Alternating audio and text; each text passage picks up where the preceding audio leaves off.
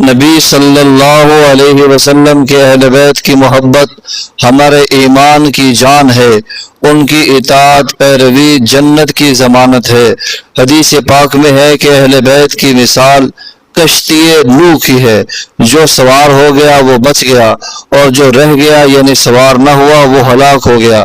اور حدیث پاک کے اندر یہ بھی موجود ہے کہ صحابہ کرام کی مثال ستاروں جیسی ہے۔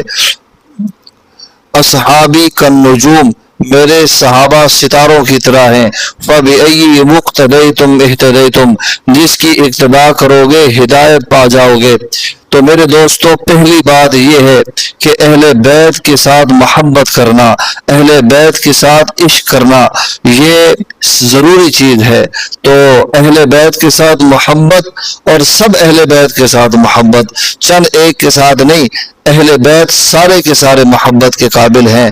اہل بیت میں نبی پاک صلی اللہ علیہ وسلم کی ازواج مطہرات بھی ہیں، نبی پاک صلی اللہ علیہ وسلم کی بنات اربعہ بھی ہیں، نبی پاک صلی اللہ علیہ وسلم کے اولاد اور بیٹے بھی ہیں، نبی پاک صلی اللہ علیہ وسلم کے داماد حضرت علی رضی اللہ تعالی عنہ بھی ہیں، حضرت حسن و حسین اور حضرت علی کی اولاد بھی اہل بیت کے اندر شامل ہے۔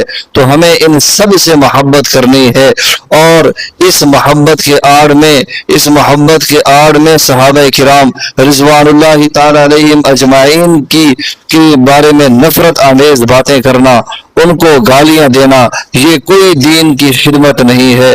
قرآن پاک میں واضح طور پر موجود ہے، وَكُلًّا وَعَدَ اللَّهُ الْحُسْنَى، اللہ تبارک و تعالیٰ نے ان سب کو جنت کا وعدہ کر رکھا ہے۔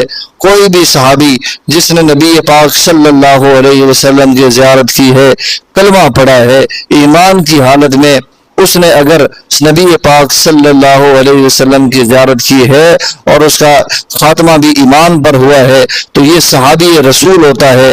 اور صحابی رسول کے بارے میں قرآن کا یہ وعدہ ہے کہ اللہ تبارک و تعالیٰ ان کو جنت عطا فرمائیں گے۔ لہٰذا صحابہ کرام رضوان اللہ تعالی علیہ مجمعین کے ساتھ بھی محبت کو باقی رکھنا۔ دوسری بات، ہم نے اہل بیت کی اطاعت اور ان کے نقش قدم پر بھی چلنا ہے، ان کے ساتھ محبت بھی کرنی ہے، ان کی اطاعت اور ان کے نقش قدم پر بھی چلنا ہے۔ مثلا میں آج کے اس مسئلے کی بھی وضاحت کر دوں، حضرت علی رضی اللہ تعالی عنہ شیر خدا ہیں، حیدر کرار ہیں، داماد نبی ہیں، اور نبی پاک صلی اللہ علیہ وسلم کے خلفاء میں سے چوتھے نمبر کے خلیفہ ہیں۔ حضرت علی نے خلفائے راشدین حضرت ابو بکر صدیق رضی اللہ تعالیٰ عنہ، حضرت عمر فاروق، حضرت عثمان غنی رضی اللہ تعالیٰ عنہ کی خلافت کو مانا بھی ہے، قبول بھی کیا ہے، ان کی اقتداء میں نمازیں بھی پڑھی ہیں اور خدمات بھی سر انجام دی ہیں، قاضی القضات کے عہدے پر بھی فائز رہے ہیں اور مشورے بھی دیے ہیں، لشکروں کے اندر جا کر جہاد بھی کیا ہے۔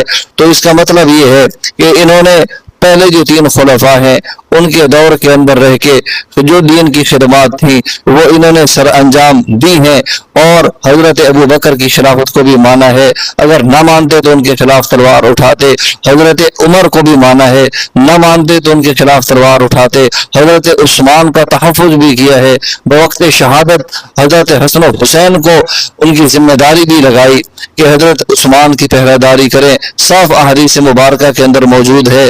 تو انہوں نے حضرت عثمان کی خلافت کو بھی مانا ہے، اس کا تحفظ بھی کیا ہے۔ لہٰذا ہمیں بھی ان تین خلفاء کو ماننا چاہیے، ان کی محبت کو دل کے اندر بٹھانا چاہیے، یہی حضرت علی رضی اللہ تعالیٰ عنہ کا مزاج ہے۔ اچھا، اس کے بعد حضرت حسن ہے، حضرت حسن رضی اللہ تعالیٰ عنہ نے حضرت امیر معاویہ رضی اللہ تعالیٰ عنہ کے ساتھ صلح بھی فرمائی ہے، اور نبی علیہ الصلوۃ والسلام کی وہ پیشین گوئی بھی پوری ہوئی کہ میرا بیٹا حسن یہ سردار ہے، یہ دو مسلمانوں کے گروہوں کے درمیان صلح کا ذریعہ اور سبب بنے گا۔ تو حضرت حسن رضی اللہ تعالیٰ عنہ نے صلح بھی کروائی ہے۔ لہٰذا اس سے یہ بات ثابت ہوئی کہ حسنی مزاج حضرت امیر معاویہ رضی اللہ تعالیٰ عنہ کے اوپر اعتماد کرنا ہے۔ حضرت حسن نے حضرت امیر معاویہ رضی اللہ تعالیٰ عنہ کے اوپر اعتماد فرمایا ہے، ہمیں بھی حضرت امیر معاویہ رضی اللہ تعالیٰ عنہ کے اوپر نہ صرف اعتماد کرنا چاہیے بلکہ ان کی محبت اور ان کا احترام وہ ہمارے دلوں کے اندر موجود ہونا چاہیے۔ इसके बाद हजरत हुसैन रजी अल्लाह तआला अन्हु का नंबर आता है।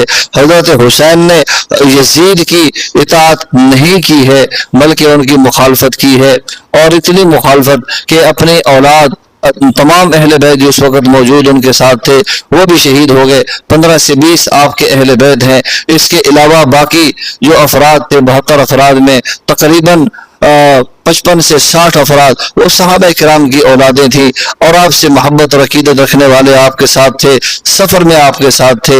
इन हजरात ने भी आपका साथ दिया और इन्होंने भी जामे शहादत नोश किया है। हजरत हुसैन रजी अल्लाह तआला अन्हु ने नबी पाक सल्लल्लाहु अलैहि वसल्लम का नवासा होने का हक अदा किया है। जब यजीद की खिलाफत को आप नहीं मानते हैं तो आपने उनके खिलाफ या उस बगावत उनके खिलाफ आप उठे हैं और आपने अलम बुलंद किया है, जुल्म के खिलाफ आपने अलम बुलंद किया है। तो हजरत इमाम हुसैन रजी अल्लाह तआला अन्हु की शख्सियत ये बता रही है कि हमें भी यजीद के ऊपर एतमाद नहीं करना चाहिए। हुसैनियत ये है कि अपना आप लुटा दो, अपने गर्दन कटा दो, अपने आल औलाद ज़बह करवा दो, लेकिन हक की खातिर जुल्म के खिलाफ आवाज उठाओ। तो हुसैनी मिजाज यही है। इस्तिकामत के साथ, सब्र के साथ इंसान अल्लाह के यहाँ सुरखरू होकर पहुंच जाए। आखिर में मैं दुआ करता हूँ, नबी पाक सल्लल्लाहु अलैहि वसल्लम ने फरमाया, मेरे हसन और हुसैन सैयदा शबाब अहलिल जन्ना, जन्नती नौजवानों के सरदार हैं। हसन भी सरदार है, हुसैन भी सरदार है। अल्लाह कल क़यामत के दिन इन हजरात की सरदारी में हमें भी जगह नसीब फरमाए। व आखिर दावाना अनिल हम्दुलिल्लाहि रब्बिल आलमीन।